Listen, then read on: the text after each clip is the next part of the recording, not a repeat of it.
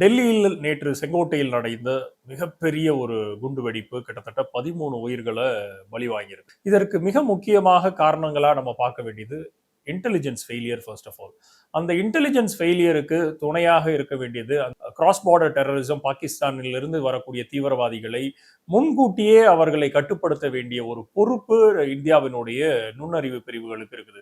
இந்தியாவில் intelligence bureau, IP இருக்குது, ரா இருக்குது, என்ஐஏ இருக்குது போன்ற பல்வேறு அமைப்புகள் இதை முன்கூட்டியே தடுத்து நிறுத்த வேண்டியது ஒவ்வொரு அரசாங்கத்தினுடைய கடமை. இது வெறும் பாஜகவினுடைய அரசாங்கத்தினுடைய கடமை, காங்கிரஸ் அப்படிங்கிறது இல்லாம ஒவ்வொரு அரசாங்கத்தினுடைய கடமையா இருக்குது. ஆனா 2014 இருந்து 2025 வரைக்கும் பல்வேறு காலகட்டங்கள்ல, பல்வேறு தேர்தல் நேரங்கள்ல பல்வேறு குண்டுவெடிப்புகள் நடைபெற்றது. மிகப்பெரிய ஒரு அரசியல் ரீதியாக ஒரு சர்ச்சையை கிளப்பி இருக்குது. மக்களுக்காக சேவை செய்ய வந்திருக்கிற ஒரு அரசாங்கத்துல இப்பேற்பட்ட ஒரு கொடூரமான தாக்குதல்கள் நடைபெற்றும் கூட ஒரு அரசாங்கம் அதற்கான அக்கௌண்டபிலிட்டியோ, அதற்கான ஓனர்ஷிப்பையோ எடுத்து இந்த தேசத்தின் மக்கள் முன்னாடி நின்று இதற்கு காரணம் என்ன, இதனால் நடந்த பாதிப்பு என்னங்கிறத தெளிவுபடுத்த வேண்டியது ஒவ்வொருவனோட அரசாங்கத்தினுடைய கடமை.